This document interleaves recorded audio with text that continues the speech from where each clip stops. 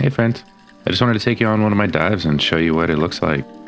Down here in Palos Verdes in the lovely kelp forest, looking for a fish to eat. I don't see too much yet, a couple of perch, Garibaldi there, but nothing worth eating. Oh, there's a Cabezon. Those are real good, I'm gonna follow him. See how good his camouflage is. I had trouble even seeing him. Could see a little movement, but he's kind of far away. I don't even know if I got him there. We'll see.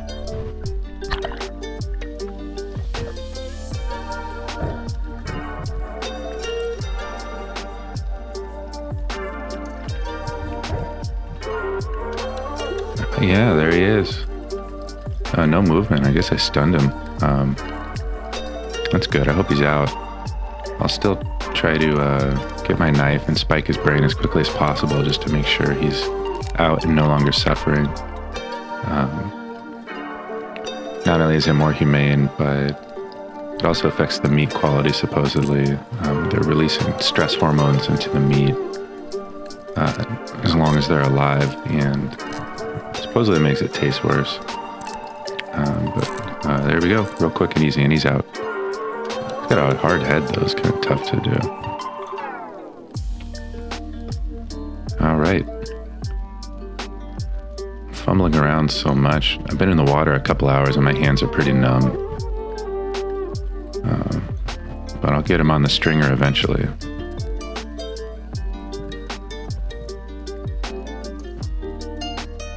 I like these new gloves, but they don't offer any insulation. All right, there we go. Now I just got to get my spear tip out. And he's on the stringer and along for the rest of my dive and back to my kitchen eventually.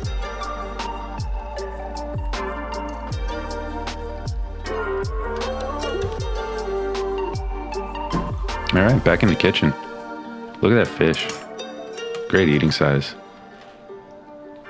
Look at those beautiful patterns that he has.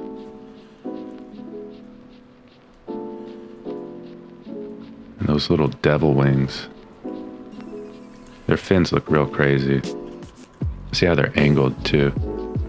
They kind of scoot and squabble along the bottom a lot.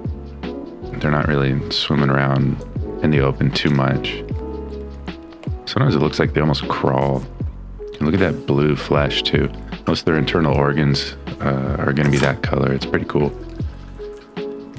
But let's go ahead and start cleaning them.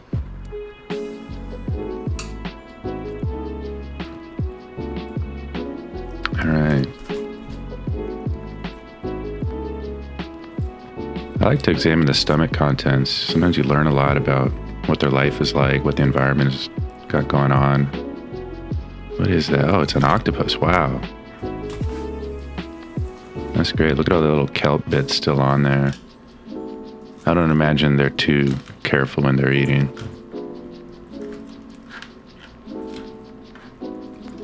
They just gobble up whatever they can with that big frog mouth. And he's got a little more in there. Another one, 2 octopus, wow. Must be his favorite food or something.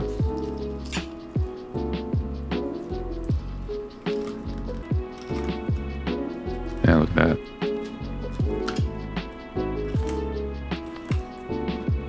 All right, I'm just gonna fillet them now. You don't have to descale them. They don't have scales actually. They just have this kind of firm but smooth, slimy skin. Not really like a shark skin. It's not that tough and it's not rough and sandpapered. I'm getting a lot better at filleting. Not pro yet, but I don't waste too much meat. I still take my time. It's good to work cut by cut.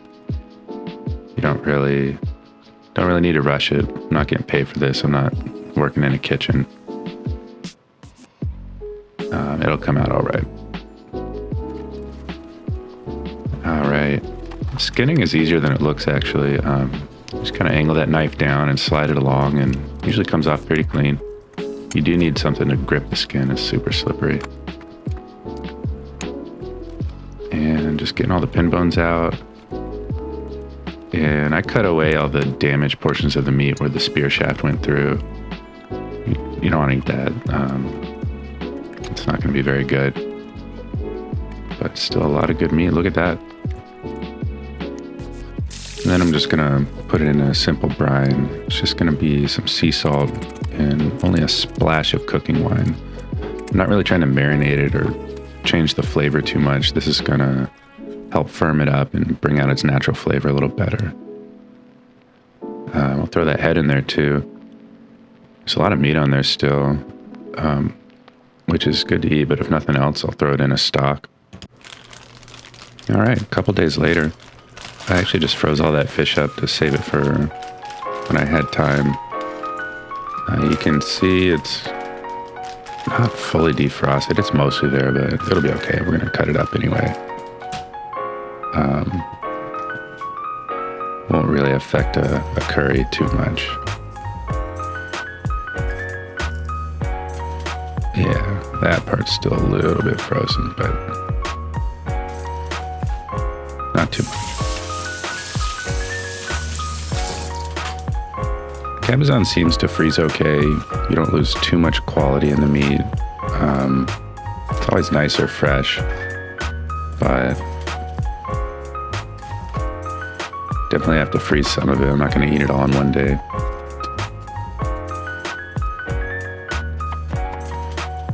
I'm just going to cut it up into some chunks.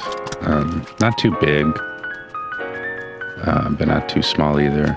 I'm going to get a good bite, but if it's too big, there's not enough kind of curry that seeps in there and gets in with each bite.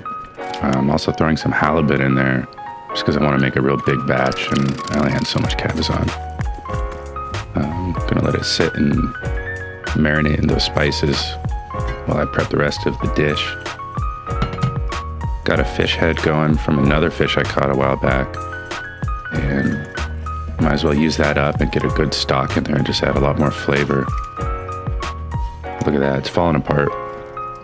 Hopefully a lot of collagen got in there from the cartilage, a lot of flavor from the fat and meat.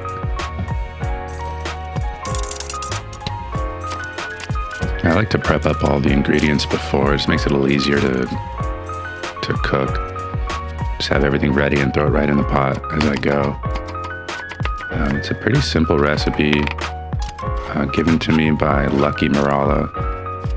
It's not his recipe, but it's a recipe he found that comes from the region of India where he's from. So excited to make that for him. I hope it's good.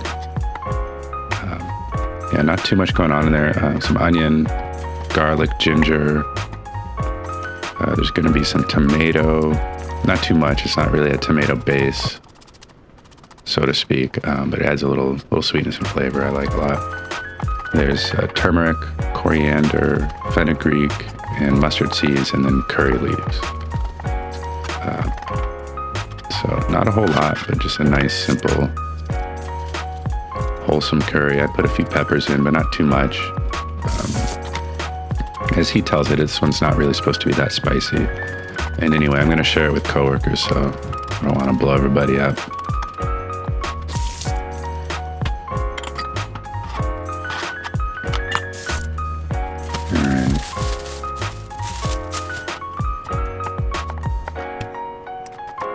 I think next time I'm going to use a little bit more tomato. I kind of liked what they brought to it.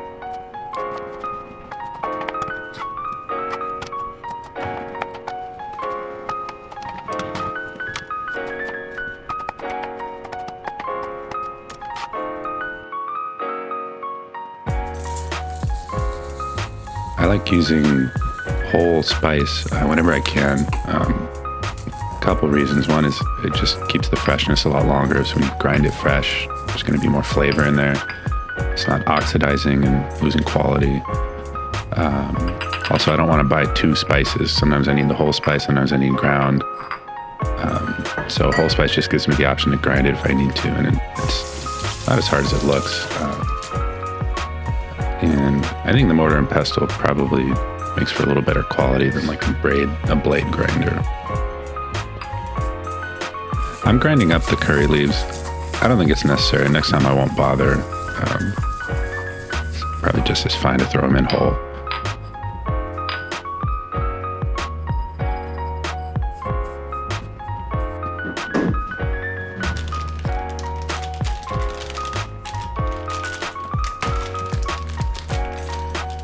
I think for this big pot, just about 3 peppers will add enough flavor, a very slight kick, but it's really not going to be a spicy dish.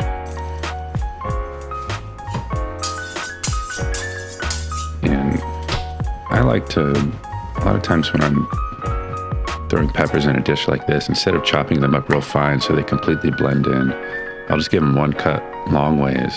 So all the flavor is going to get in through the dish, and it kind of gives a nice pop when you bite into that pepper,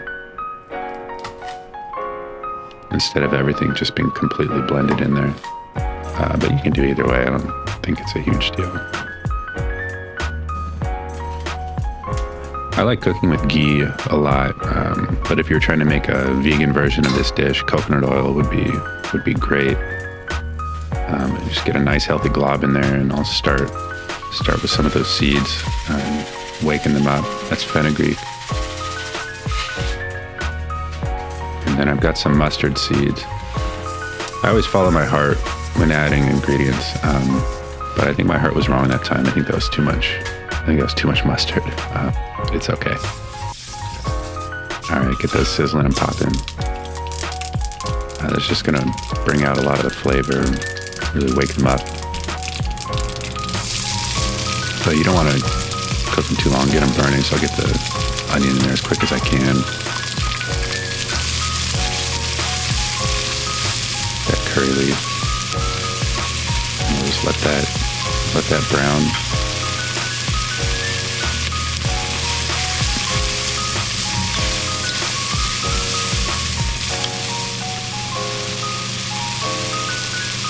Some garlic in there. Some ginger. And you really don't want to overcook garlic. As soon as it kind of gets past that raw smelling stage, I'll move the dish along and start putting other stuff in there. Get some chili powder and turmeric in there now. A lot of the flavors coming in. There's the coriander. And pretty quickly I'll get the tomatoes in. Let those cook down a little bit. I don't want anything burning or sticking to the pot.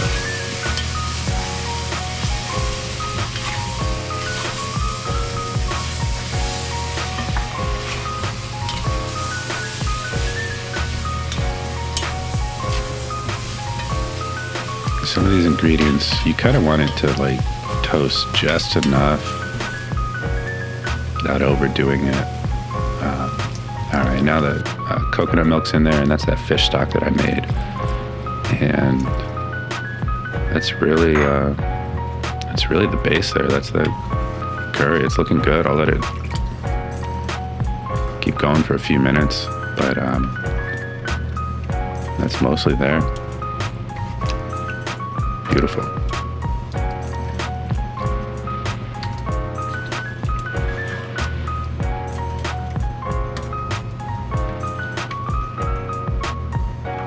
And now, finally near the end, I'll just get that fish in there. It really only needs to cook a minute. It's easy to overcook fish. So that won't stay in there too long, and I'll pull it off the heat. Look at that. And that's basically ready. I'm gonna put that into some Tupperware and take it into my coworkers today. Sorry, I didn't get any shots of plating it or eating it, but next time I will. Anyway, I hope you enjoyed.